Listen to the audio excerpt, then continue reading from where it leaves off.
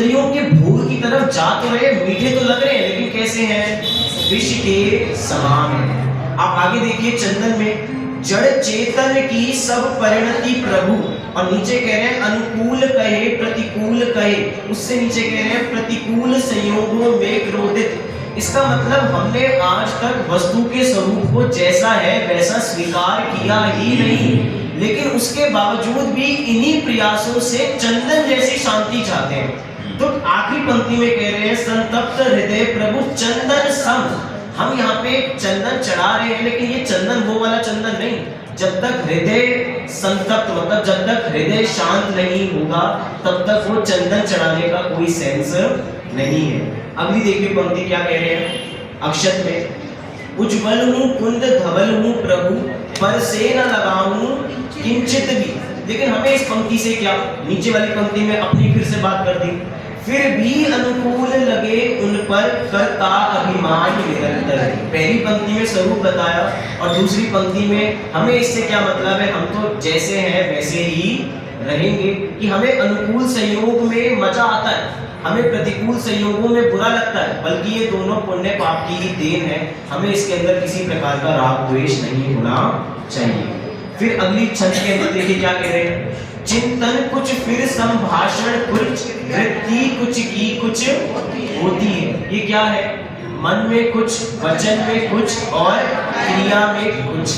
हम जब बात करते हैं मन गुप्ती, वचन गुप्ती, काय गुप्ती, अगर भाषा समिति की बात करते हैं तो सब कुछ ये चीजें क्या है कि हमारा मन वचन काय बैलेंस में रहना चाहिए, तीनों एक जैसे चलने चाहिए। लेकिन अभी इधर बैठे बैठे भी हमारे मन में हो सकता है घर हो, हमारा शरीर यहाँ बैठा हो, और काय और विचार कहाँ लग रहा है, वचन कहाँ लग रहे हैं, वचन इधर के हैं, मन घर पे है, काय इधर है। हो सकता है कोई काय से भी इधर ना हो, लेकिन कोई व्यक्ति सो गया हो तो काय से भी इधर नहीं है बराबर। इसका मतलब ना उसके मन, ना उसका वचन, ना उसकी काय ट्रैक पे है। जब तक ये तीनों ट्रैक पे नहीं होंगे एक जैसे, एक तो पटरी बार मतलब रेल की गाड़ी बार बार डी रेल होती जाएगी, पटरी से उतरती जाएगी और निश्चित रूप से कोई ना कोई बड़ा हादसा होगा।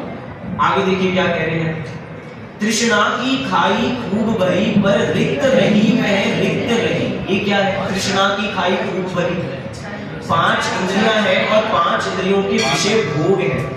जैसे पंडित टोडरमल जी ने पंक्ति लिखी कि ये जीव 5 इंद्रियों के विषयों पे झंपापात करता है। क्या करता है? शब्द क्या दिया? झंपापात। झंपापात क्या होता है? झपट्टा मारना। लेकिन झपट्टा मारने के बावजूद भी उसको मजा उन 5 इंद्रियों में ही आता है। हम कह रहे हैं कि हम 5 इंद्रियों से ही मजा लूटना चाहते हैं, एक इंद्रिय से शिफ्ट होके दूसरे इंद्रिय पे। आज हमारी कौन कौन सी इंद्रियां काम कर रही है इधर बताइए? 5 के 5 इंद्रियां काम कर रही है। अगर एक भी इंद्रिय को आनंद ना आ रहा हो तो हम में से कोई यहाँ ना बैठे। आज स्पर्शन इंद्रिय का आनंद, जिसको जमीन में बैठना था वो जमीन में बैठा, जिसको ऊपर बैठना था वो ऊपर बैठा, स्पर्शन इंद्रिय। रसना इंद्रिय, घ्राण इंद्रिय, चक्षु इंद्रिय, एक एक पे लगा के नहीं दिखा रहा हूं, लेकिन 5 की 5 इंद्रियां हमें जब तक हर जगह तृप्त नहीं होती तब तक हमें आनंद नहीं आता। यहाँ पे यही कह रहे हैं, तृष्णा की खाई खूब भरी, कि हमने खूब किया लेकिन वह रिक्त रही। वह मतलब क्या है? वो तृष्णा हर समय रिक्त ही रहे। कितना ही भरो आशा रूपी गड्ढा कभी खाली होता है, कभी खाली के कभी भरता ही नहीं, इसलिए हमेशा कैसा दिखता है? खाली ही दिखता है। आगे कह रहे हैं दूसरी पंक्ति में, शुद्ध दीप बुझाए करुणा निधि। हमने आनंद से पढ़ भी लिया ये सारी बात। कह रहे हैं शुद्ध दीप बुझा। हमारा क्या? शुद्ध का दीप बुझ गया है क्या? हमारे शुद्ध का दीप बुझ चुका है। जो दीप बुझ जाता है उससे क्या अंधकार दूर हो सकता है? और हम अंधकार को दूर करने के लिए क्या चला रहे हैं? दीप। और यहाँ पे कौन सा हमारा दीप बुझ चुका है? शुद्ध का दीप। इसका मतलब देव शास्त्र गुरु में से हमें शास्त्र की खबर नहीं है, हमें गुरुओं के वचनों की खबर नहीं है। इसका मतलब हमारे शुद्ध का दीप बुझ चुका है। लेकिन उसके बावजूद भी घबराने की बात नहीं है, शुद्ध का दीप अभी भी जागृत हो सकता है। इस पंचम काल में देव हर समय उपस्थित नहीं है, गुरुओं का समागम हर समय नहीं है, लेकिन मात्र सम उपकार करती एकमात्र क्या है? अपनी जिह्वाणी है। तो शुद्ध का दीप दोबारा जागृत हो सकता है। आगे देखिए क्या कह रहे हैं, जड़ कर्म घुमाता है मुझको, यह मिथ्या भ्रांति रही मेरी।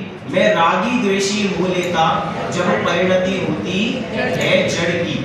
इसका मतलब हमने अपना रिमोट किसके हाथ में दे दिया? कर्मों के। देखो, सबको सारी बातें पता है कि हमने अपना सुख दुख का कंट्रोल किसके हाथ में दिया है? कर्म का। जब कर्म की वॉल्यूम अप होती है तो हम अप हो जाते हैं, मतलब हमारे मोह राग द्वेष जागृत हो जाते हैं।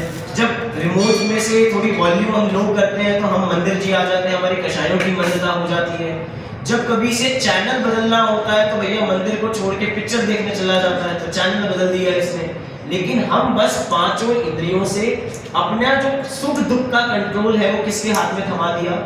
दूसरे के हाथ में थमा दिया। अब जैसे कठपुतली का नाच होता है, दिख तो रही है कि वो नाच रही है, लेकिन नचा कौन रहा होता है उसको? कोई और नचा रहा होता है। ऐसे ही हमारे अपने सुख दुख का कंट्रोल हमारे हाथ में था, तो भी हमने किसके हाथ में दे दिया? कर्म के हाथ में। और यही माना कि जो कुछ करने वाला है कर्म ही करने वाला है। फिर कह रहे हैं, जब मैं जिसको निज कहता मैं, वह छोड़ मुझे चल देता है। ये गलती तब होती है हमसे जब हम हर अनित्य पदार्थ को नित्य मानते हैं। क्या कहा? जब हम हर अनित्य पदार्थ को नित्य मानते हैं। शरीर नित्य है या अनित्य है? शरीर नित्य है या अनित्य है? अनित्य है। उसके बावजूद भी इसको नित्य माना। इसकी वजह से जब कोई व्यक्ति चला जाता है तो उस पर रो रो के, धा धा मार मार के उस पर रोते हैं। क्यों? क्योंकि हमें ये यकीन नहीं है कि ये शरीर चला गया, ये व्यक्ति चला गया। हमने अनित्य को नित्य माना। इसकी वजह से जब मैं जिसको निज कहता था, वह छोड़ मुझे चल देता। तो छोड़ के जाएगा ही। जो संयोग है वो निश्चित रूप से वियोग की तिथि लेकर आता ही है। आप कोई भी मार्केट से पैकेट खरीदते हैं तो उस पर डेट लिखी होती है, मैन्युफैक्चरिंग डेट, और साथ में क्या लिखी होती है? ना पड़ता है। हम सोच के बैठे हैं कि हमारी 80 साल की उम्र होगी, हो सकता है 20 साल की उम्र में ही, 25 साल की उम्र में व्यक्ति खराब हो गया और उसको जाना पड़ गया। जैसे अभी एक्सपायरी 80 साल की है लेकिन पहले ही खराब हो गया, वस्तु को फेंकना पड़ जाता है। इसीलिए इस सत्य को स्वीकार करने के लिए हर समय तैयार रहना पड़ेगा। फिर अंतिम छंद में हमने पढ़ा, क्षण भर निज रस को पी चेतन, मिथ्या मन को धो देता है। काशायिक भाव विनष्ट किए, निज आनंद अमृत किधर। शुरू के 7 छंदों में बहुत होया हमारी गलतियों के ऊपर कि हमने क्या क्या किया, लेकिन उसके बाद अंत में एक जाके बताया स्वरूप क्या है कि क्षण भर निज रस को। कितनी देर करना है? क्षण भर। क्षण भर कितनी? बहुत ज्यादा हो जाता होगा।